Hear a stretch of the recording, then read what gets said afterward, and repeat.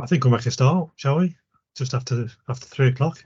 We've got quite a bit going on today, which is good. Nice full meeting. Hopefully, take lots away. I think there's lots of space though for questions, so please do ask questions of whoever's speaking. We've built in a bit of time for that. As always, we've said that we'll put in an hour and a half, and if we give you some time back at the end of it, then that's great as well. So I think we've got a kind of hour and 10, hour and quarter of an hour content for this session. So we're going to hear from Emily and Tim and Josh about new roles, new ways of working. That was based on a request. You guys all put your ideas forward about what you wanted to hear about, so slowly working through some of that. That was one of the things that really came out as a strong candidate for new information, and I've been seeing quite a lot of chat on the WhatsApp group around new ways of working as well, and we're gonna pick up a bit of that as well with Keely from Bedford a bit later on as well. So we've got Emily, Tim and Josh first, around quarter to, so that'll be about 30-ish minutes, but again, questions, lots of time for questions for that. Around 3:45, Victoria Bennett from Dennis, England, she's going to drop in for 10 minutes, quarter of an hour, and give an update on the new intermediate care framework that was published in the last few weeks. If you've not seen that yet, I'll share the link, but Victoria was the author of that document, so great that she's been able to pop in. Just going to give a quick update, share with you just what the highlights are from that document, and then any key bits that she thinks will be helpful.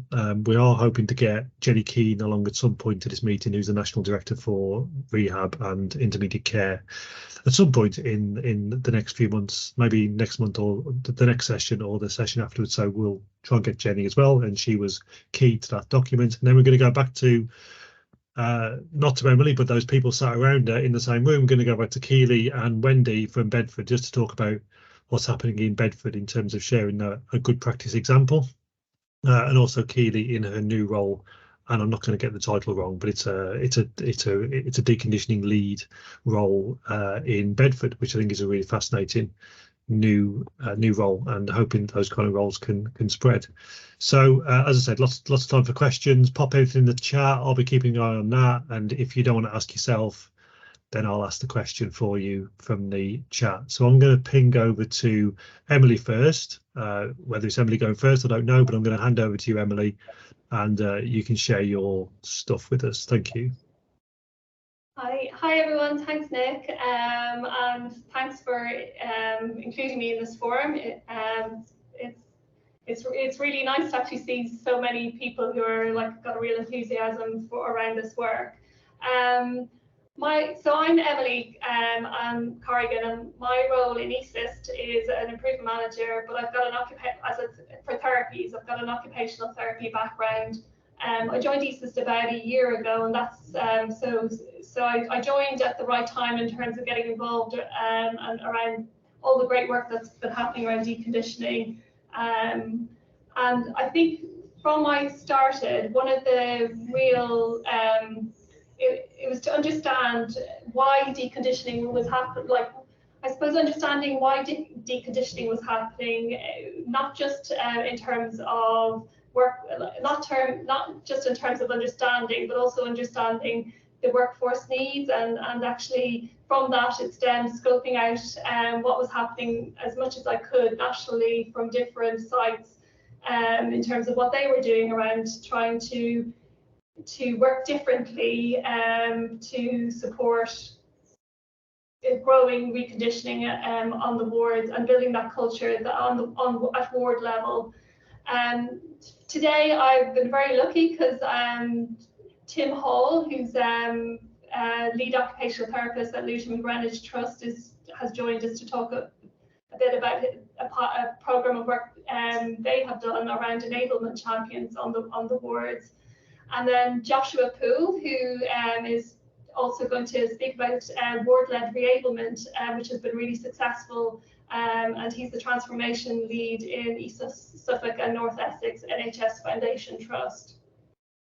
So because actually what you'll get from them is their knowledge around what they have done in terms of information sharing, and actually that can be quite important in terms of connecting with each other, what everyone's doing, everywhere, what's, you know, what have been the challenges, but also the success stories, and actually what could you maybe think about adopting for your own area. So I think what would be helpful is that we thought if we could build a toolkit around when sites were actually going to look at how to build or use their workforce differently to reduce deconditioning. I'm going to just share with you presentation slides now.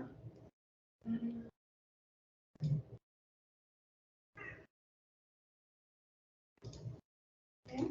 You might need to bring that across to this screen, maybe. Okay. Hold on a second. Okay, you drag that across. Yeah. Into like onto this screen. Yeah. And then maybe it should be able to allow you to share. Can you see those slides now? No. Oh yeah, Emily. No. Screen window or tab. You click on there. And then window. And then this one is what you want to share, isn't it? Yeah. And share. Okay. Yep, I think we've got it. Okay, so as part of, and actually we really value feedback on this as well today, because it is a working document and it is something that we want to be useful for everyone. But the aim was to have a toolkit that we could put up onto future platform in the reconditioning platform that had things that were useful for teams to use if they were trying to implement using workforce differently around deconditioning or working a bit differently. So within the toolkit, obviously, we want to have a set of principles, but also considerations. So, you know, what we've learned from sites that have gone well, maybe some of the pitfalls for sustainability, particularly around measuring impact and how important that is for if we want, you know, using business cases, information for business cases or our planning or future planning on the wards. Then a bit about case studies, and that's where Tim and Josh are going to come in today and just talk a bit about what programs of work they've undertaken. We also in the toolkit have some testimonials from support workers or therapy enablement champions or hybrid nursing therapy associate workforce that have given some of their feedback as well, because that is quite powerful in terms of understanding how successful some of these roles are, or actually what are the considerations if you were to implement these roles, what are the considerations we should be thinking about. And then also within this toolkit, the aim is to have sharing of templates of different things like job descriptions or business cases or competencies, or just having that amount of information that we can share with each other that would be quite useful, for example, for Keely to share or actually say, actually, I need something around competencies or training that people have developed in other places. So again, we're not reinventing the wheel. We're actually just sharing the knowledge, sharing the learning, and trying to inspire others into maybe how they could address some challenges that they may have or opportunities that they may like to take within their trust. So again, don't need to really preach to the converted here, but like, why are we doing this? So I think for me, when I go and visit sites, and I've go and visit sites around the country, it is important to understand, you know, if there is deconditioning, why is that the case? Is that, you know, is that because we don't have, is there not the culture in place, but also are the skills and the competency and the confidence within all health staff, do they have that? Do they know how important it is to get somebody out of bed, or to understand what they're able to do so that we can continue to promote their independence or their function on the wards? Just jump in, Emma. Emily, can you just jump in? I don't think the slides have moved forward if they're supposed to. Have you got it on slideshow at the moment? Yeah. It's not. It's not showing on slides. It's just showing your PowerPoint at the moment. So I think you may be sharing the wrong screen, or Okay. If we go Okay. here and go hide presenter view, and then can you bring that one across to here?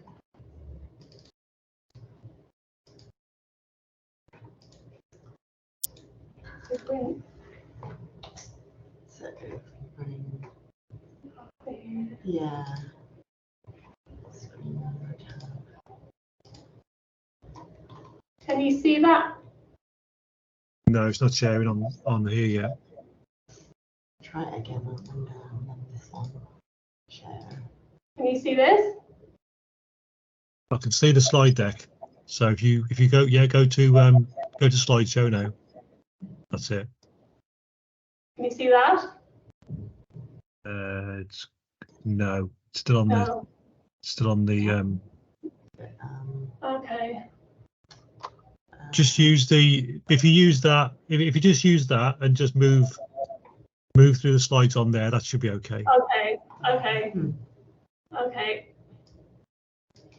Okay. So again, it's so I think just the reason that we thought we'd trying to put a toolkit together is just to put everything into one place, but also understand the challenges of deconditioning and how of implementing implementing a change can be it can be quite tricky, and that I think it's quite important that we have somewhere that we can share learning from what's happened in what's going on in other sites, and actually learn from each other. Also, the other, I think what the other thing as well is looking at how, so from a therapy point of view, that we are quite well cited on the impact of and the risks of deconditioning, but how do we share that with our colleagues on the wards? And actually how do we have a program of work that we can use to support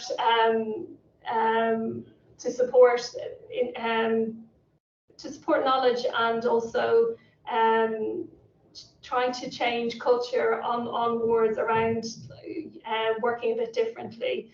We recognise that from a lot of sites that healthcare support workers are a workforce that don't, I suppose, really, they're probably one of the most patient-facing roles within an acute hospital and provide a lot of the care. But actually, are we investing in any time and training to support their skills and confidence and competence in understanding the impact of deconditioning, but also supporting them in their skills so that they're not afraid to get somebody up out of bed. They're not afraid to walk with somebody. That they don't have that fear that maybe if we don't think a bit differently about how we work with our healthcare support workers, that maybe that we can improve their skills and confidence and competence. So some trusts have, so in the past year we've met with some different sites. They have and they have started to look at this. How do we change ward culture, but also confidence and skills and competence of our ward staff, and how can we support them? And I think that's one of the main things, is to how can we, rather than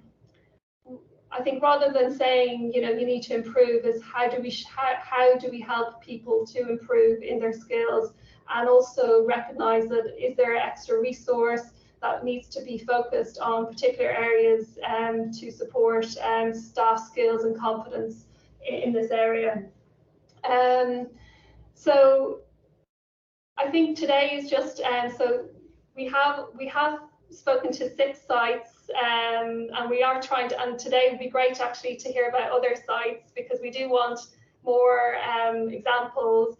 But different sites across the country have done something different around trying to improve, to improve reconditioning by looking at workforce, around that healthcare support worker workforce, or therapy support worker workforce, or enablement workforce. Today you'll hear from Tim Hall, who's the lead OT in Lewisham and Greenwich Trust QE site, on a pilot of work they've done around enablement champions. And then you'll hear from Josh, who's led on some work on ward-led enablement service in East Suffolk and North Essex NHS Foundation. And actually that's quite, both are quite different, but equally both are the same in terms of improving knowledge and skills and confidence and competence around enabling patients to, enabling staff to have those skills to support patients in getting up out of bed and walking and trying to maintain as much independence as possible. We've also in our toolkit, we've also got examples from Southampton NHS Trust, who have done a transformation improvement on orthopaedic wards, and they've developed competencies and training for healthcare support workers on an orthopaedic ward, and they've managed to get competencies rolled out across for all therapy and healthcare support workers in the trust, and managed to get it, and also for all new support worker staff and nursing staff. There is, in their induction, there is a module on deconditioning and highlighting how important it is to in terms of, to get people up out of bed and reduce the risk of deconditioning. You probably, so in Newcastle, there's also a case study who you might have been aware of it, and she's a physio called Roisin, who's had a lot of has done a lot of promotion on her digital training resource, Movement Matters, which is on YouTube, and they use that really effectively in terms of, again, raising awareness of why deconditioning is harmful and the importance of maintaining independence, but also using it to support the ward staff in their knowledge and awareness of deconditioning, and also and then it's also led on to some competency work again with the ward staff. And then in Hull, one of my colleagues has met with their group, and they have set up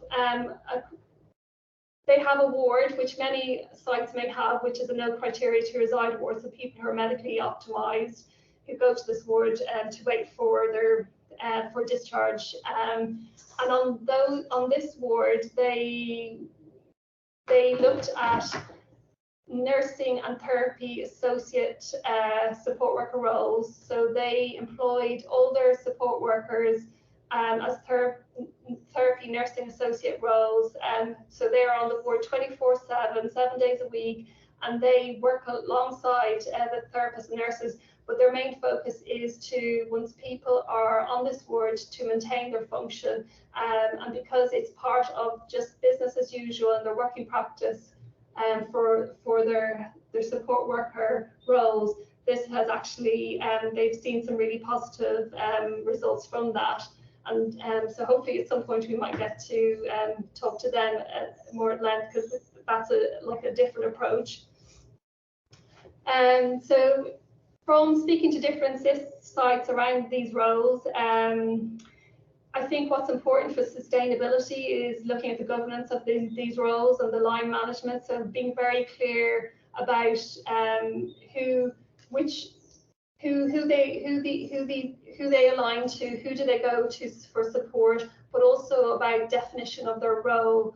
And it's really important to have that firmly agreed, I think, before these are rolled out, because actually what we're hearing is sometimes then when wards are really short, that the protection for rehab does tend to take lesser lesser importance than the day-to-day ward work. But actually, what these roles really, I think, if we want to protect them, to focus on like how important rehab is, and maintaining function is really important, and has a detrimental impact on length of stay and dependency. I think, and again, it's around education of other staff around these roles. So it's really important to actually really think about how we're not selling these roles, but how we're talking about these roles with our MDT, that everyone in the MDT is well versed on what this role is about, so that they have a good understanding and can work with the enablement champions, or if they're in a deconditioning role. So I think that's come up as been quite important, and like what perception, like what others perceive these roles to be is also useful, so that they're not seen that they're seen in a light that actually really is seen as quite important, and that has come up quite clearly from some of the pilots that maybe haven't, that we've talked to, that maybe haven't been sustained, or they haven't, maybe able to really drive that improvement, that actually that blurriness of the role can have a negative impact. And I suppose, looking at for these roles for long-term funding and sustainability, and if we doing something a bit different, how are we measuring the impact? And actually, I'd love actually if there was some ideas from this forum as well to come forward, because really this is really important. If people are putting in business cases, we know some business cases don't get approved because maybe we don't have the right information. So things that we've talked about that maybe would be helpful is length of stay, reduced dependency on discharge. Can we measure that? Or what pathways people go home on? So are more people going home on pathway 1 or 0 and 1 rather than 2 and 3? Like, so how do we get that information? I know, maybe is there reduced from a therapy point of view? Is there reduced referrals for therapy, actually, because we have these type of roles in place, and actually it means that less people are being referred to therapy, because actually we know what the patients are able to do. We know what they need to maintain for them to go home. Again, from a quality point of view, is there a change in falls or pressure sores or incidents of harm? Myself and Keely were just talking before we started about some of the negative way we can measure some of the safety on a ward around falls, but actually that might then negatively impact on behaviour on the ward, and that maybe people aren't encouraged to walk and things. So actually, but then we've heard from, I think it's Feltwell in QE Kings Lynn, where they've done a lot of promotion of reconditioning people on the ward, and they haven't noticed any increase in falls. And actually, if we're maintaining function, people are less, they're not losing mobility. So actually, there's potentially less risk of fall. So we might, be good to actually have a real think about how we, what are we looking at from a measuring harm point of view. Some people also looking at, is there any change in functional ADL measurements, such as the functional independence measure or the Bartel? Like, are we able to use that effectively? Is that worth collating? That could be quite tricky. But thinking about, is that possible, and is there a measure that we could use from an ADL measure that you could use on admission to discharge, that then you could like, if people are maintaining their scores or increasing their scores, actually that shows that there's been a positive impact. And mood of patients at the hospital, is there less people maybe have hospital acquired depression, or is there using the EQ5D, which is a quality of life measure? Could we, is that something that we should be including in business cases, or when we're putting if we're putting you know, a bid together for some funding for even short term, like is this something that we could use successfully? And then workforce feedback, so link into the, you know, particularly around support worker roles, and actually feedback from them about, you know, how impactful it has been for them. Has it been a positive experience for them? Is it going to provide maybe opportunity for, you know, for career-wise? You know, maybe some of them might want to be therapists, and we might have more people wanting, you know, wanting to pursue physio or occupational therapy through apprenticeships, or, you know, or from a nursing point of view, that actually they're really you know, supported as well in terms of understanding how, you know, impact of the positive impact of reducing deconditioning. We have linked in with Health Education England, who are also part of NHSE. So we are, you know, we know that there's, you know, that there's career development roadmap for them. And is this something also we could maybe dovetail with in the future? So from that, I'm going to stop talking, and I'm going to introduce, first of all, Tim Hall, who is the lead therapist OT in QE in Lewisham and Greenwich Trust, and he's going to just talk a bit to us about his program around enablement champions on what they did at QE.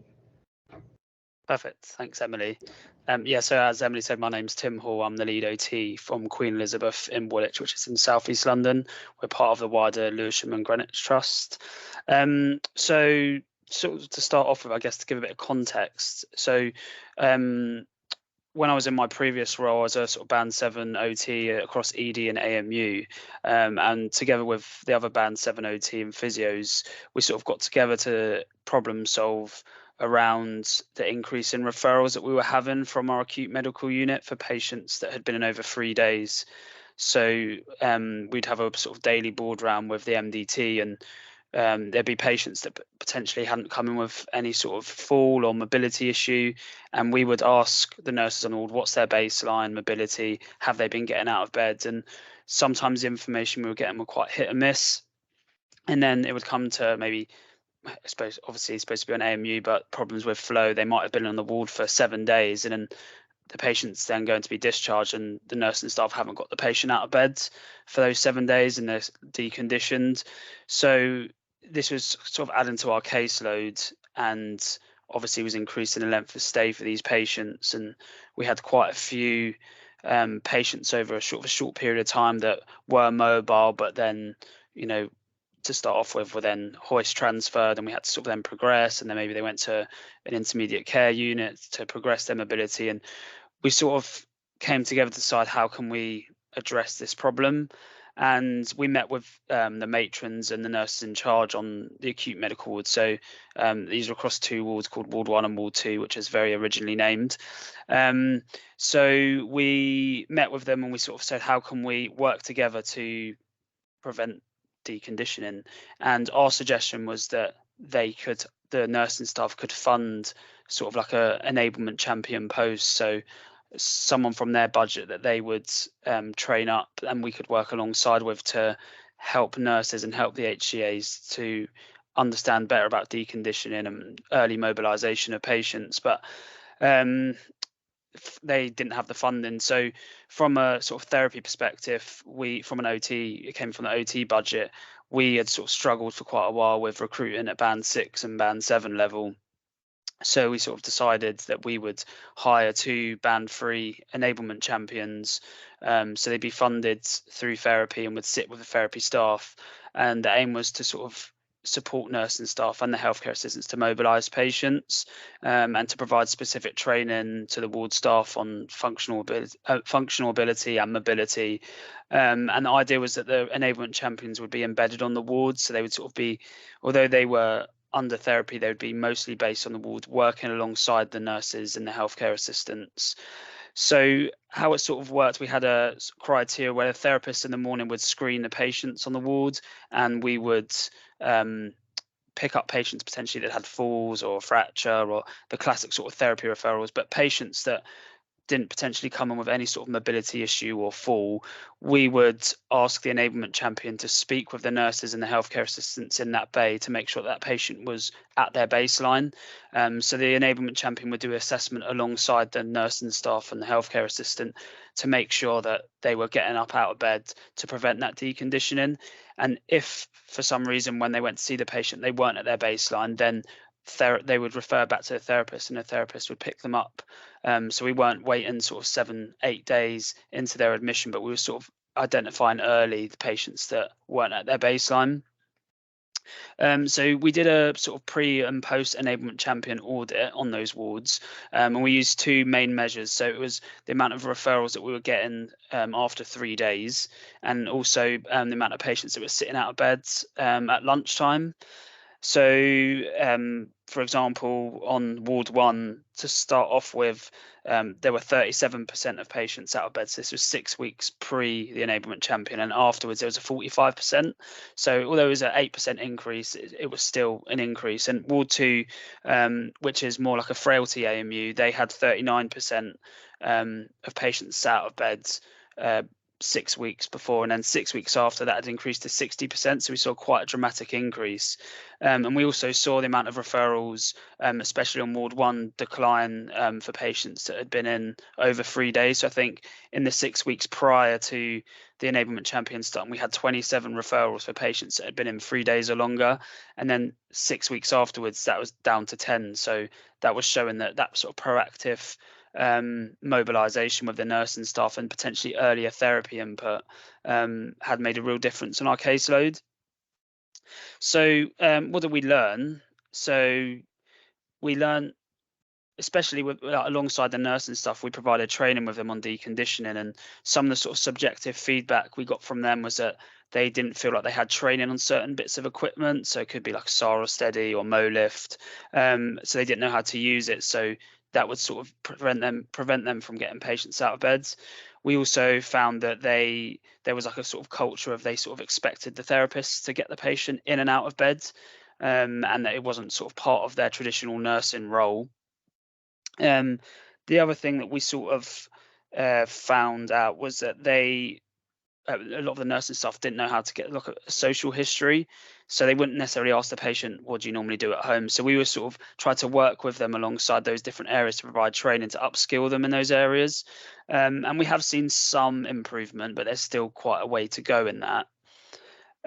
What we're sort of planning on doing next is this work that we've been doing on Wards 1 and Ward 2 has been sort of taken by the trust and as part of a wider sort of deconditioning project that they're looking to roll out on some of the care of the elderly wards, which is quite exciting.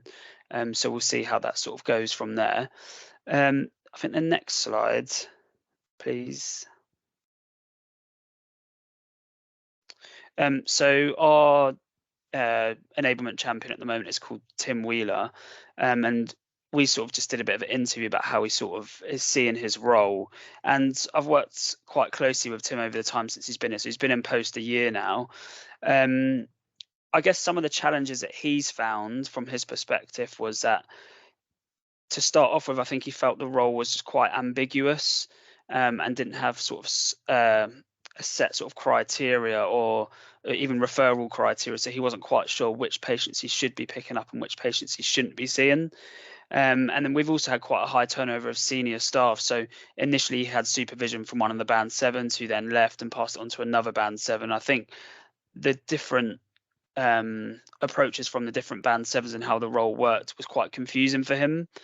But then I think on the positive side, I think he's found it really great being able to work alongside the nurses and the HCAs and sort of develop that rapport with them, and also just develop that time with the patient so he can spend a little bit longer sort of promoting independence on the ward. So it could be doing a shaving task with a patient. So it's not just necessarily getting the patient up and out of bed, but it's also promoting their independence with their personal care as well. And it has, in fact, Tim's actually leaving the role soon because he's sort of moving into a sort of a paramedic apprenticeship. But I think he sort of found this sort of hands-on work with the patients really useful for his own experience, and something that's been really positive. So overall, I feel like it's been a success, and yeah, I don't know if anyone has any questions, or I'll hand back to Emily. I'm not sure what the. Thanks, Tim. That's really great to have your insight. And actually, I think what we'll do is maybe we'll go on to Josh and maybe have questions if anyone has any questions at the end, if that's okay. But yeah, thank you. Josh, will I hand over to you? Thank you very much, Emily, and thanks, Tim. Really inspiring, to be honest, actually. And there's quite a few what's the word, themes that really overlay, and I think that we're seeing probably nationally. I'm sure Nick and Emily could probably agree in terms of that overall education and training piece. I popped a few comments in the chat as well to sort of highlight that we're all doing great levels of work, but I think what really underpins this is more of a national drive around significant changes to the education curriculum for nursing and also for our medical staff. I know that Dr. Aurora is doing some great work you know, on that sort of level as well. These transitions and these changes are certainly going to take a significant amount of time to really take effect, but what we're doing now is equivalently planting the seeds. And you know, it's great to see that Tim, as your colleague, is moving on to different roles, but how that can also affect the more sort of hyper acute element or community based care. So you know, no, that's brilliant, and the fact you've managed to develop a role specifically in deconditioning, I think is absolutely fantastic. So Emily, thanks again for the time. I don't know if I've met most of you before. I have presented around the ward-led enablement service that we were very fortunate enough to be able to provide, but a little bit of backdrop around this is that we actually had a pilot back in October 2020, starting as the peaks of COVID were really certainly hitting, which wasn't really the ideal time, where we enabled or were able to have one of our reablement services actually work directly on our wards, which was very beneficial. Now, the things we can't really necessarily track with that is actually what their levels of experience were, what their levels of training were in terms of being able to uplift a community-based ethos into the hospital, therefore not bound by the usual red tape that we see on the wards, manual handling restrictions, over medicalisation of staff, things like that. They were trained purely just to enable our patients. So there's sort of many things that we're trying to look at there in a bit more detail in terms of experiences that even our own inpatient staff can do when we're looking at now shifting more of a pool-based model from our community services from the wards and supporting more of a reablement rehab facility in patients' own environments. But anyway, the pilot unfortunately didn't continue as a result of effects of COVID and funding. However, very fortunately, we were approached again back in October 2021 with some money that was released through the ICB and the Alliance that enabled us to look at this programme of work with a bit more detail and to fine tune some more key performance indicators and metrics that would support this. Now, we spent a great deal of time really trying to bottom out what a service specification would look like. However, bearing that in mind and following more of a true quality improvement methodology, these things are still learning. It's a lot of very much experiential learning with this and how different services operate. Furthermore, a bit of a backdrop around how our area works. We're very fortunate that ECL, Essex Cares Limited, is our reablement provider, as they used to be an actual physical part of our Essex County Council. So therefore, there's already quite a congruent relationship between the council and through the health services locally. So therefore, we were quite lucky to have already that embedded culture and that sort of smooth transition, as it were. In October 2022, we managed to finally restart the programme of work, which was focused mainly on one ward. Due to the successes over that for 6 months, we were then able to commence another ward back in February 2023. We have now been very fortunate also to make sure that we have secured funding up until 2024 with a transitional phase from 24 into 2025 around how we're going to be looking at that overall sustainability element of this programme of work. So a bit more further details in terms of how this works in terms of day-to-day. We have 3 members of ward-led enablement staff based on one ward and another 3 based on another ward. Now, one of them is a trusted assessor. They are more of an experienced, let's say, care worker in the community, help conduct assessments for patients based on their care need or what they might require based in the community. We then have 2 care staff that support that. So then having 3 staff, again, a massive luxury, which we're very fortunate to have on each of these wards dedicated purely to enablement, then can work around each other, but also skill mix with our therapy and nursing colleagues. This has been very much seen and under the realms of our nursing teams as well to help support that cultural shift, you know, and enable nursing staff to help more with that element. And this is nothing against our nursing colleagues here at all. It's more the fact that their job roles are vastly expansive. And as a therapist myself, as a physio myself, you know, it's quite fortunate to then have that direct link closely with them. Now, The colleagues from ECL, they work directly on the wards from 8 o'clock till 2 o'clock, which I think, giving a realistic expectation of how mobile our patients are throughout the day, especially our older, more frail patients, those are more prime times, I'd say, where we can work on some level of exercise regime, promoting functional activities of daily living and their independence. Now, I personally think, and I could be open up to criticism here, that older, frail people who are recovering from injury or illness are more than enabled to have a nap of an afternoon after their lunch, as long as we're making sure we're getting them back up again in the afternoon to engage in their meals or any other activities they need to be engaging in. So it's important that we're balancing some level of rest, but also reducing as much bed stay as possible, as we know it's one of the most profound effects on deconditioning that we can label.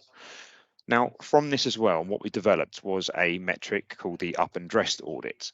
We have managed to filter this into our accountability frameworks within the division that this sits within. So therefore, the wards have now taken ownership over a very simple audit tool.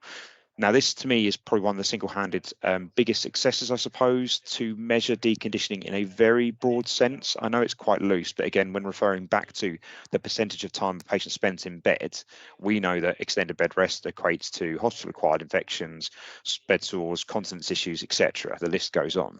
So therefore, being able to sort of map and understand 2 to 3 times a week the percentage of patients up and out of bed who are appropriate to be and who are dressed in their own clothes has actually directly correlated with our length of stay, has directly correlated with our pathway discharges and things like so. I'd just like to apologise if there's any background noise because I'm in quite a busy office today. So this audit is, like I say, carried out 2 to 3 times a day. The ward clerks and the nurse in charge take ownership over this and therefore support by the nursing teams to do so. There has been some great developments within that in terms of the nursing teams looking after each bay and having little competitions and things like that. Okay, healthy competition, of course, nothing that we shouldn't be pushing any realms or boundaries of health and safety in those respects. So to me, that's quite great. We've got a colleague who works within project management as well, who's developed a wonderful spreadsheet. So we actually have a live dashboard now, which shows and presents how many patients are up and out of bed during the week. So therefore, our general managers and also from an operational perspective have oversight of this and also can help prompt and promote those questions. No sort of finger pointing here. It's all about looking at cert provision then. I'm now working directly with our patient safety colleagues too, who are going to compare this data to what we feel safer staffing looks like also. So there's some early work there that's looking into this, all based on this audit and all based on ECL coming into our trust, which has been fantastic. Moving on from that, what we have also developed and integrated into this service is a rapid referral. So ECL, who is our main enrolment provider, they also now complete referrals directly from the hospital to our ECL teams in the community, therefore improving that transfer of communication, making sure referrals are better, the information is being given to them at a quicker time, and therefore we get quicker responses in terms of when start dates are. And some even, for example, we could be getting start dates early as the next morning, or even what we've seen in recent weeks in afternoons of that day. So when that patient is deemed medically optimized for discharge by the board round, that's then where we quickly act upon making sure that we're moving those patients swiftly out into the community. There's links to our virtual ward as well. There's links to our urgent community response team if there is any concerns in the community that might need sort of urgent equipment responses, etc. So we're really trying to work on that discharge to assess based ethos and having that community wraparound to prevent any what we call failed discharges. Although we don't like that term failed, we don't want our patients unnecessarily bouncing back into the hospital as a result of miscommunications, equipment, or any other concerns as such. Now, like I say, that the ECL team are integrated in the ward. The cultural element has been quite an exciting thing.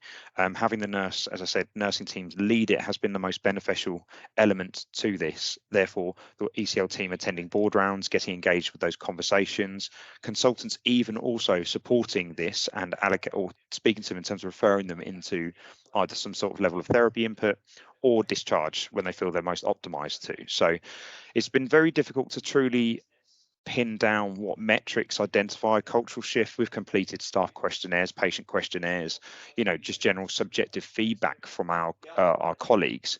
But I think, like I say, and what I spoke about earlier on, it's more about actually how we've brought a community-based culture into the hospital, understanding that these patients were doing X, Y, and Z prior to coming into the hospital, and that why a hospital stay should not necessarily warrant them to be laden in bed.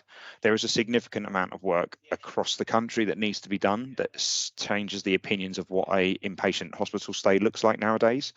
But again, at least having these conversations and having this forum here is helping to develop that and spread that news. Now, in terms of benefits we've been seeing and other metrics we've been using to measure, so the classic length of stay one, however, I'm sure we can all agree it's not always the best way to understand whether improvements are being made. Beds will still be filled no matter how many times you discharge patients, but I think Dr. Sturgis himself said that every patient, or even Brian Dolan, that every patient you discharge also has a positive effect on 5 other patients. So you think if we could effect that change, we're helping to improve and unlock flow from the front door onwards. What we have broken down within length of stay is stranded patients, so looking at the specific metrics of 0 to 7, 7 to 14, 14 to 21 and 21 plus. And what we've noticed on the wards that do have this program of working is that we have a higher 0 to 7 patient stay and a lower 21 plus length of stay. So that again has been improving some element of benefit. I'm not saying necessarily the ward-led enablement is the sole, people responsible for those drops, but actually embedding them in this and understanding that the movement element is important has been there. Sorry, Emily, how long have I got? Because I feel like I've been waffling now for quite a period of time. I think you've got so much great information, John, so you could probably talk all day about We've this, had but many a meeting, haven't we, where I've just not stopped. So Josh, what we'll probably do is we'll probably come back if that's okay, because we have only got Victoria for 10 minutes now, and I just wanted to make sure that we didn't overrun her time. But I'm conscious. I mean, it's exactly what we wanted, Josh, to be fair, and Tim. So it's just being that detail about sharing what you are doing. I do want to bring Victoria in now. Victoria, hi, welcome to our little group. So Victoria is the Deputy Director of Intermediate Care at NHS England. Was the author of the new Intermediate Care Framework. So I just thought it was a great opportunity, last minute request. So thank you so much for giving us your time for 10 minutes. Just to sort of introduce and share, if anybody hasn't seen the document yet, a chance to sort of get a flavour of it. So Victoria, it's your document. I'll let you talk about it. Thanks very much, Nick, and thanks very much for the invite. And it's lovely to be here and to meet you all. Yes, I'm hoping that you have at least seen that the headline that the Intermediate Care Framework has been published.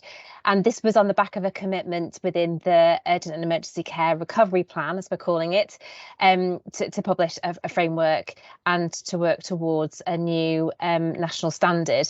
What we have also done is we've published alongside this a new community rehabilitation and reablement model as well, which was originally sort of part of the framework itself, but it felt really right to just put in something in its own right, because it does expand further and beyond intermediate care.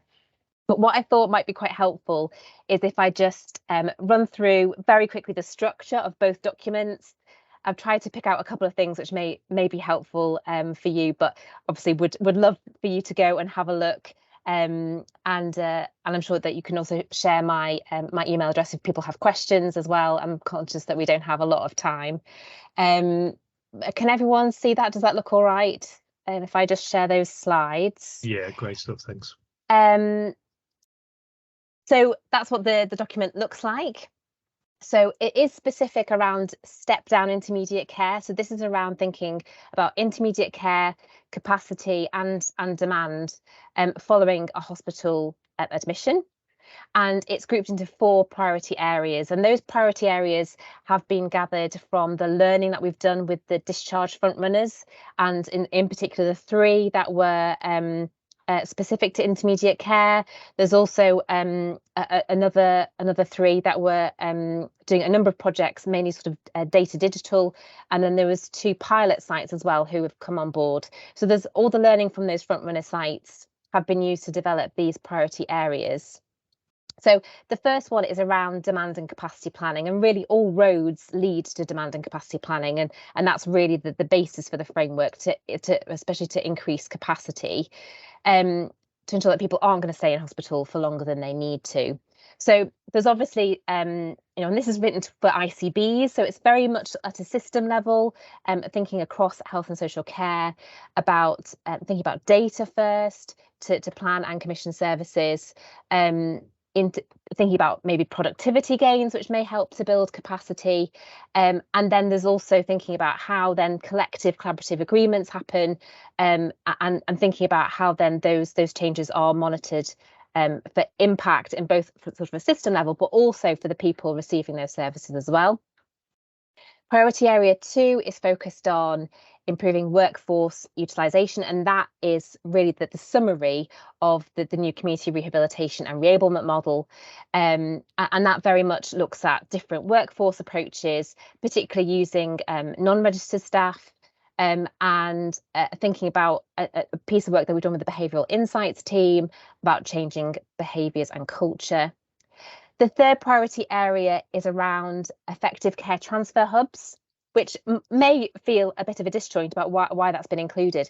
But we see care transfer hubs as this group of multidisciplinary people across health and social care, maybe including housing, voluntary sector, who work together to coordinate that transfer of care for people who are in hospital, going out into the community. And really that focus on running that care transfer hub in a really smooth, functional way is really, really important, so that the decisions on people's particularly long-term care needs are made in the right place, based with the foundation of discharge to assess principles, and thinking about how flow can really be prioritised through sort of that hub, that central coordination. And then priority area 4 is around data quality. This is sort of probably one of the trickiest parts. It points towards a future really about where we want to get to around data, thinking about data sharing locally, but also thinking about national reporting of data. There's an awful lot of architecture and system change that needs to happen to get us where we need to be. But it certainly it has a number of really good examples from local systems where they're starting to do this work, and how that data is really making a difference to the quality of care that people are seeing, and the effectiveness of commissioning as well. So if I just go now to the community rehabilitation and reablement model, which was published alongside, it's much shorter than the framework, but I've just pulled out some of the key sentences, really, paragraphs in each of the sections. So there's four elements to this. There's the acute inpatient and virtual ward care. This is thinking about planning for discharge, ensuring there is movement and activity on the ward to prevent deconditioning, and thinking about the making sure that care transfer, that discharge, is initiated as soon as possible. The second part is about rehabilitation assessment in the community once a person has been discharged, thinking about people's individual needs, their individual rehabilitation plans, and how that describes to the person what they can expect on that journey. The third is around delivery of rehabilitation interventions, then once that plan has been pulled together, in order to rehabilitate, reable and recover that person, in order to maximise their independence. And then there's that transition at the end of that intermediate care journey into whatever they need to be able to live independently, which may require further assessment for longer term ongoing needs. And again, there's a link there as well. I just wanted to, there's also some guiding principles for the model as well, which may be of interest to you. This is sort of at the start of the model, and they're very similar to what we've put in the framework as well, just to show really that we really want this to be person-centered. This is to ultimately the premise is to improve flow, but this is really about ensuring that people receive the rehabilitation that they need so that they can rehabilitate, recover and reable to get as independent as possible, as quickly as possible, so that they can that they can live well in the community. So I'll pause there. That's a very quick whistle stop tour through quite a lot of information. I'm happy to take any quick questions if that's helpful, but if I share my email address in the chat, please do get in touch if you have any further questions. But please do have a look at the documents themselves. Great, that's perfect, Victoria. I'll put the links in the chat. So yeah, if you share your email, that'd be oh wonderful. Great, thanks Nick. Yeah, I think what we'll do is we'll allow we'll share this with the wider group as well. There's about 500 plus people in this little network that we've got, so we'll share this out as well with that group. Give them time to absorb, and we meet every other month at the moment. That may change, but the next one is in November. So if there's a sort of lots of questions that come out as a result of that, we may be able to put a bit more time in with you. That'd be amazing. Anybody got any immediate questions now that jump out that want to grab Victoria in 3 minutes? So it's either Emily, Keely, or Wendy. I'll ask it. I mean, this is music to anyone on this forum. This publication is music to our ears around the importance of rehab and recovery for people, particularly when they go home from hospital. And is there going to be, I suppose, is there going to be a focus on really looking at that resource to support people immediately on going home from hospital? Is that going to be, because that would be one of the key methods to deliver this program? Do you think that do you think systems will be looking at this moving forward in particular? Yes, I mean that's sort of the first focus to support systems to think about the capacity that they have, to be able to focus and in some cases change the culture about how people think about rehabilitation. Absolutely. There's a number of workforce projects that need to happen on the back of this, as you can probably appreciate, and particularly on the data side as well. So there's an awful lot of work happening. And in terms of the sort of implementation side, we've got the universal support offer, which is through the UEC recovery plan. And there is a module which a number of systems have signed up to on intermediate care as part of their priorities for winter. So yeah, that's absolutely the focus, particularly on that initially, that obviously that step down care that people have. Yeah. It really fits in. I mean, the discussion today, to start off with, has been around changing roles, new roles. We've heard from Tim and we've heard from Josh there about how and this was almost like the ask from the group is about how can we learn about, we can develop new roles. So that has fed beautifully into that conversation about. Yeah, absolutely. Yeah, it is in the minds of the people already, but it's just moving that forward. Can I just flag that there's obviously a huge team behind all of this. So it'd be interesting to know which sort of areas people are most interested in. Obviously, kind of workforce is coming up. What I can do is point you to the expertise and the team as well, if it's not me, and they can come too, to make that conversation a bit richer. So yes, that offers there. Yeah, great. That's really helpful. Conscious of time, and we do need to let you go, but I guess we could talk about this for hours, because I think it's a real hot topic. We have a little WhatsApp group as well, and it's always coming up on the WhatsApp group about different roles, different people doing different things, and little pockets of good practice. And it's about how we share that, and as those behaviours and cultures, that shift from where we were to where we want to be. It's quite a transition, but I think we are in the right space. It does feel like we're getting there, and so I think this document's really helpful for that. So I'm sure we will be coming back and sort of digging in a bit more detail in some of those domains that you picked up on. Brilliant. So thank you, Victoria. I'm going to let you run away. Thanks a lot for your time. Cheers.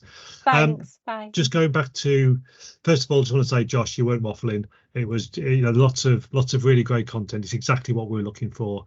And it's just gone on a bit longer than we anticipated, but that's my poor planning rather than your waffling. So anybody got any questions for Tim and or Josh or Emily? There's a few comments. The one comment I did pick up on, Emily, was around the toolkit itself. It was from Emma. Is the toolkit still in development? Something other trusts could get involved in? Yes, please. We want more people involved, actually. So please get in touch,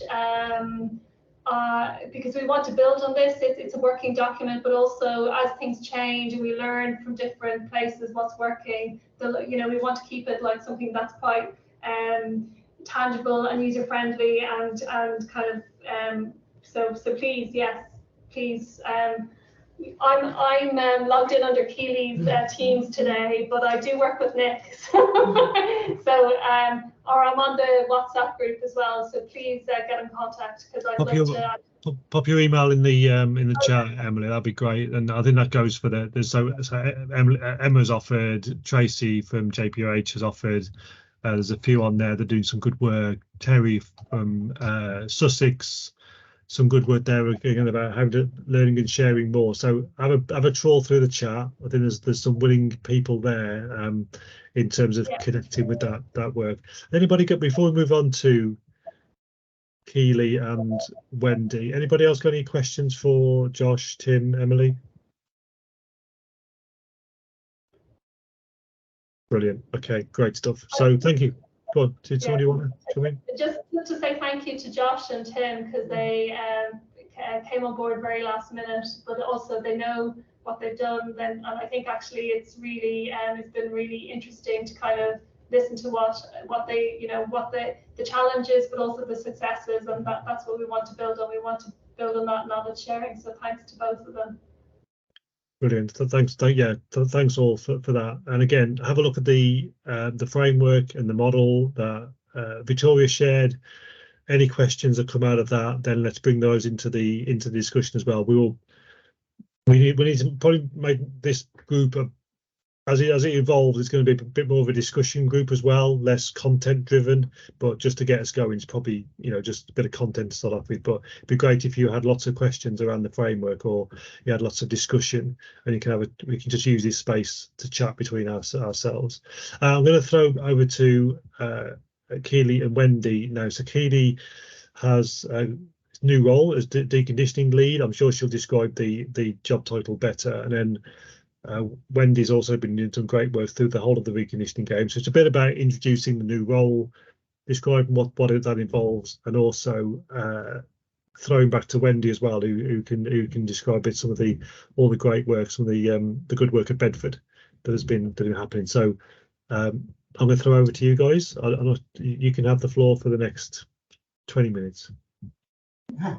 Okay, thank you, Nick. That's really helpful. I'll just introduce myself. So my name's Keely. I feel very lucky to be able to say that I'm the new prevention of deconditioning therapy lead at Bedford Hospital, which is a really lovely thing to be able to say, but pioneered by my colleague Wendy with all of her work from the reconditioning games that's been taking place over the last sort of year or so. So I think just to kick off, we wanted to shine some light on what's already been happening at Bedford. So we've got a presentation here. I'm going to try and help for it to work if I can, but if it doesn't, please can you let me know. So I'm just gonna hold on a minute. I'm just gonna share my screen now. So if you can just tell me in a minute if okay, can you see that? Can everyone see the presentation there? Yep, it's come up. Yeah, thank you very much for confirming. Lovely. So like I said, it's just kind of shining a light on what's already been happening here, which is really exciting, and it's been really excellent, all the work that's been happening at Bedford. It's amazing to already hear what's been going on for, I think, everyone else. Even in the last week and a half that I've been in my new post, the amount of inspiring work that I've seen happening and I've heard about, and the willingness for people to share their ideas is fantastic, and I think it's definitely the way forward. So I'm happy to link in with anyone if anyone wants to speak to me. I've got some ideas, some good, maybe none not so good, but really happy to share anything that I've got. So basically, to kick off with, so the Captain Tom Walkway was really the kind of the initiative that came out of the East of England deconditioning games, and that's headed by Wendy, who is wonderful. It was born out of a quality improvement initiative to kind of motivate people at risk of hospital deconditioning. I think it's really, some of this is taken from a slideshow that Wendy did for the HSJ kind of safety awards recently, where they were nominated. So this is just a kind of a chart here to just kind of demonstrate the uptake of it. So Shand was the initial award that it was launched on, so correct me if I'm wrong, and then you can see how over the course of time, with a bit of encouragement from Wendy and her team, it was then adopted by lots of other wards. So I think it was about 9 wards in total that took up the project, which was really exciting. Keely, yes. We can't see the slides moving on again, so you'd probably have to. Okay, no worries. That's it. There you go. Done that. Yeah, lovely. So sorry. So just to say again, the chart that I'm showing you there is basically just to identify the uptake of the wards. So you can see the green is kind of the uptake of the different wards involved with the project, and it's really nice to see that over the kind of course of time, more and more wards became involved, and obviously their data kind of went towards the total figure. So it's exciting just to see that visually, the kind of, I think, to demonstrate the fact that, you know, it does take a bit of time sometimes to generate change, but actually it can happen, and it's nice to see so many wards getting involved with that. I think just to add, it was the competition. Once we started to add a bit of competition, it seemed to the staff really, not so much for the patients. Yeah. And the other thing to note is that these were we only included people who were at risk of deconditioning. So it wasn't your mobile self-caring patient that put their name down on the board at this point. This was just people who would have deconditioned without walking on the Captain's Hill walkway. Yeah. Yeah, cool. So I'm just going to go on to our next slide. Again, this is all information that was gathered. So we've put up on there, if anyone was interested to see, the QR code will bring you through to kind of what the team used for the sitting out audits, the information that they looked at, the kind of parameters they used to track the activity levels of patients. And I think it's really amazing. You can see between the two data sets that we have. So 2021 versus 23. Firstly, the stark difference between the number of patients that aren't sitting out and that are. But what I also think, we were saying this earlier, Wendy, what's really interesting about it is that it shows that there's lots of different people doing things, as opposed to it just being all therapy sitting everyone out. We can see, you know, there's a percentage sat out by nursing, a percentage sat out by both. So I think it just goes to show that it's not just the fact that we're enabling patients to be more active and to sit out, but actually the project certainly allowed, you know, nursing staff and other disciplines to become involved with the project. So I think that's really interesting, yeah, something that I think is just really gives you a really good snapshot of how effective actually it was for patients and for staff as well. And we've taken the opportunity to put a couple of videos on, I hope, if nobody minds, to show these. So the first video we're going to show is kind of a testimonial from, well, both are really, aren't they, Wendy? But the first one's sort of more talking to a patient about their experience, and the other sort of shows a little bit about what the work's been doing on the ward. So I'm just going to play those now, if that's okay. Hopefully everyone can hear them. They should be on. So play the first one.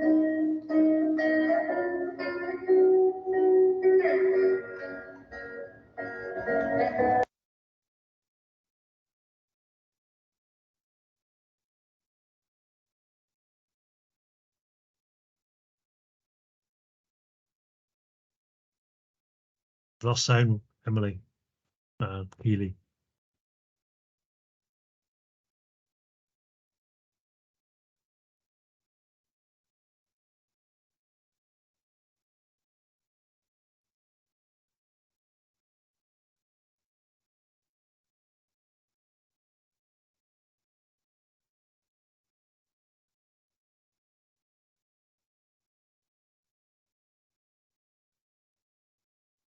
Other people with the physios going up and down, it was just really inspirational. And looking at the board, I would go in every day and have a look to see who was met.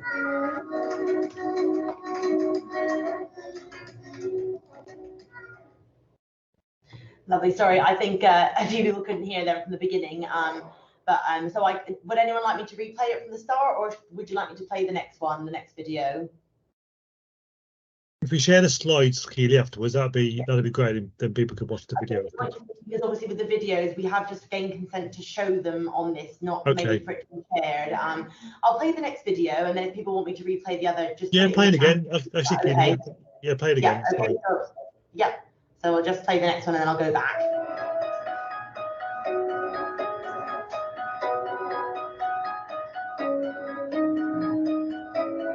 Times that I've seen you lose your way, you're not in control, you won't be told. All I can do to keep you safe. What are your kind of thoughts on the walkway that we've just been using? Oh, good. Has it motivated you to do more exercise? Definitely. Do you enjoy the social side of the groups? Oh, absolutely. Primarily.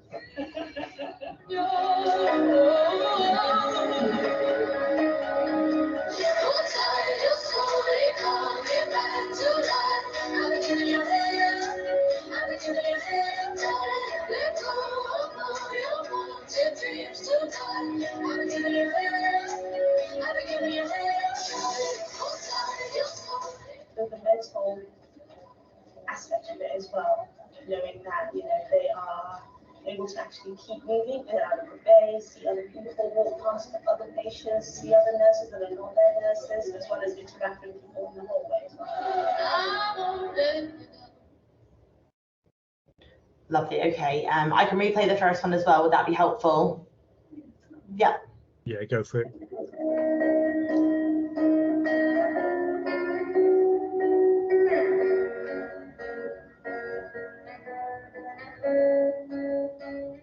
So great, we were at the start of your rehab journey. Yeah. And what benefits did you find from doing the Captain's Hall and the pedal? I think if I'd have done that, I probably would have been in bed 3 times a day, you know, and I don't want that.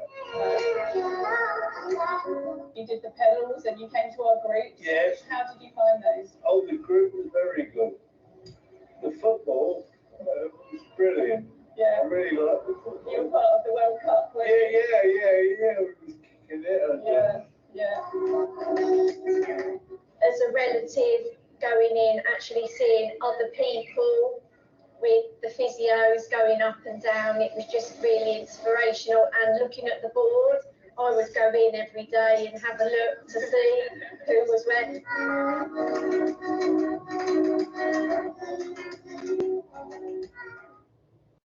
Lovely. Okay, great. So I was saying to Wendy, I think a video kind of speaks 1,000 words, and I think those are really, yeah, and they're really empowering, both of those videos.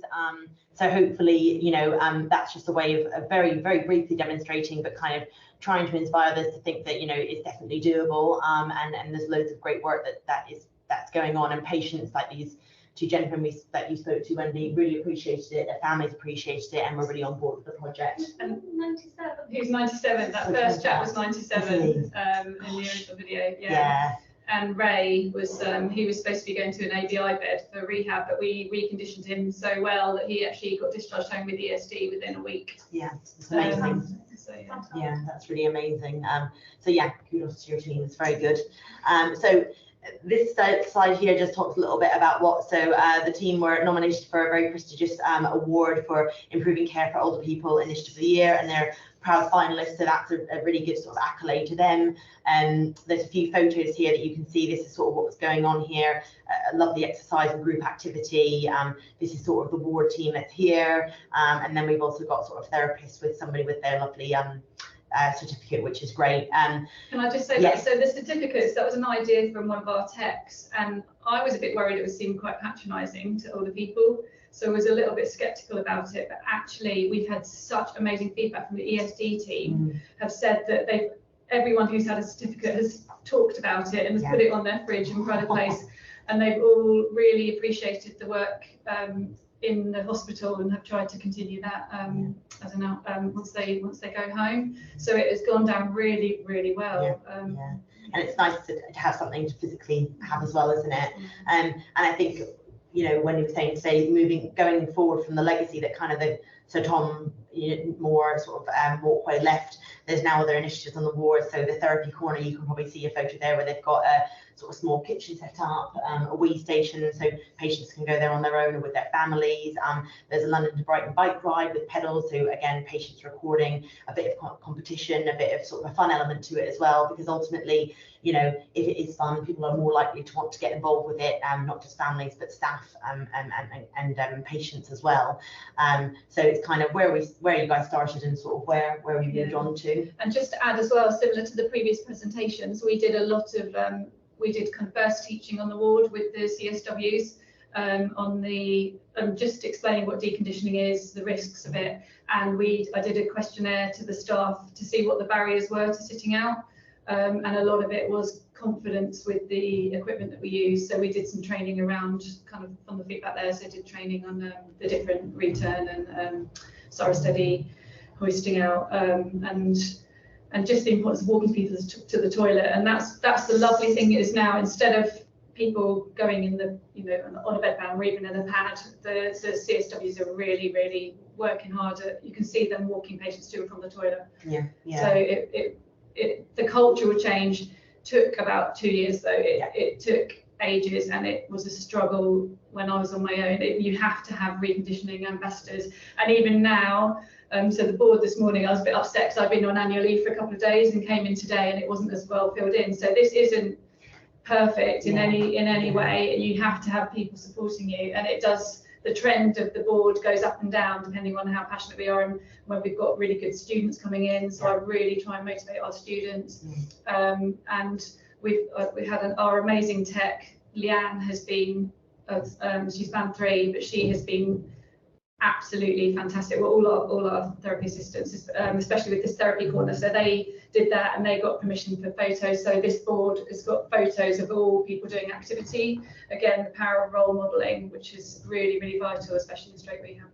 Yeah, no, that's great. Thanks, Wendy. Thanks for that. So there's a few other things that we've generated here. So this is a leaflet that was developed by one of the students actually in Wendy's team, which is amazing. Again, it's something we're hoping to sort of get approved. I think you've got some printed already. Yeah, just to have a little look. We want patients kind of guide their. Yeah, it might be a bit busy at the moment. Yeah, but kind of just again to kind of simplify and give some information to patients, to families, about kind of the risks and what the benefits are of getting out and what there is on the ward to do, giving patients a bit of a choice of activities they can be involved with and things that they want to do. So, you know, there's lots of, like you said, there's lots of movement, but there's, you know, I think that it makes a difference when there's more people behind it. And I think, you know, you can see that upstairs. It's been really amazing. So yeah, that's great. I'm just going to introduce my role just a little bit. It's still sort of in the development kind of side of things at the moment. I'm only sort of a week and a half into it now, but obviously I'm trying to follow up on some of the amazing work that Wendy and her team have already laid down here at Bedford Hospital. So initially the team will be sort of aligned with our frailty team in the hospital here to start looking at a pilot similar, Tim, to kind of what you're doing actually. So I'd be really interested to kind of speak to you a bit more about how you've been doing with your kind of enablement workforce within the team. And the idea is really kind of working on what lots of people have already kind of started on, really, not reinventing the wheel, but making use of what we already know and maybe trying a few new things along the way. The team really will be small to begin with, so it'll be myself, and then we're going to have 2 band 3 therapy assistants within that team, sort of supporting rolling it out onto the ward. Again, these are just some of the sort of ideas that I've had and we've had. So this is a therapy, at the moment, a therapy-led therapy sort of specific deconditioning task, I guess. So as well as looking at, I know we talked about other outcome measures like length of stay and maybe pathways of discharge, but equally we'd like to use some therapy-specific outcome measures to kind of correlate that back to trying to return sort of the physios and OTs on the ward to their more traditional roles. And again, it sounds like a lot of the projects that Josh and Tim talked about is kind of looking at the fact that, you know, referrals for those true patients that need our real input were reduced, which means they're getting more quality in terms of the therapy they're receiving. We started doing some patient and staff surveys. Obviously, Wendy's already done some great staff surveys upstairs and developed some great information. I'm working at the moment trying to think about potentially some retrospective surveys with some patients that have either gone to a rehab unit to look at what their understanding is, what their kind of perception is of different members of staff on the ward, and kind of, you know, what they feel their responsibility maybe is for their maintaining their mobility and function in the hospital. So a little bit of a project there, and then a few other things. Again, I think it's really important about a lot of what I've read into is giving patients a choice about their time spent in hospital. So it's not just setting up things to say that they have to do them, but what I think is really nice, like on Shand, there's a few things that patients can do. It doesn't just have to be the pedals or this or that. There's a choice to do what they want to do. It might be that they want to have a rest in the afternoon and have a nap, like Josh said. So it's giving the patient the choice, which I think is what kind of gets taken away from them a bit whilst they're in the hospital. The other thing is thinking sort of longer term about deconditioning after discharge. So we're lucky in Bedfordshire to have a social prescribing service, sort of, it's called Your Wellbeing Bedfordshire, and that looks at kind of engaging adults, older adults, I guess adults of all ages, with things in the community, talking about different community groups. There are kind of, I think they're called like village ambassadors, who can sort of signpost or visit patients. So there's a lot out there. The last slide really is just something I've been kind of doing in some time I've had, but just thinking about, you know, I think we're all kind of aware of the kind of think sepsis flow charts that we're used to seeing around the hospital, and how, you know, how stark they are. Well, actually, are we thinking deconditioning? And actually, you know, with some of the papers and the literature reviews that have been done, any one of these parameters that I put here is potentially a risk of deconditioning. So even one of these categories means that a patient who's in our care would be at risk of deconditioning. So it's just a bit of an idea at the start of something, maybe to think about making it a bit more pertinent across the MDT, thinking about the red flags for deconditioning, and just trying to, again, move towards a culture to promote patient function. But, you know, I'm really willing to learn along the way. There's been loads of work that's already been done, but I'm really positive about taking some of that work and being able to apply it here and seeing what will work. So I think that's it really, Wendy, unless there's anything else you wanted to add. So yeah, thank you, Nick, for allowing us to come and speak. No, thank you. Brilliant. Thank you, guys. Quick, I see that Deb's got a hand up, but quick question from Emma. Can the staff surveys template be shared with the others on this? Is that something you could just share the template? You mean the survey? Yeah. Yeah. Yeah, I think it was just from Microsoft Forms, so it's quite relevant to Shandward at the moment. It's got the same number of bed spaces, but it could easily be adapted. That'd be really helpful. I think just getting that awareness, just understanding that awareness. What I hear so often, I think we've heard it today as well, is just breaking some of those perceptions or lack of knowledge or lack of confidence, whatever it might be, is getting in the way of staff feeling confident about getting patients up and moving and dressed. Yeah, the other thing that we're both really passionate about is trying to get it onto the trust induction, so the deconditioning videos, and I've spoken to the chief exec about that already, and he was keen, and we were invited to a patient safety summit, and again I spoke about it then with the chief nurse. So I think that's the kind of, well, that's what I want. Yeah, Keely's going to have the time to do it. I've been trying to do it with the day job, and it's really hard. Thanks. But it's wonderful that we've got Keely post.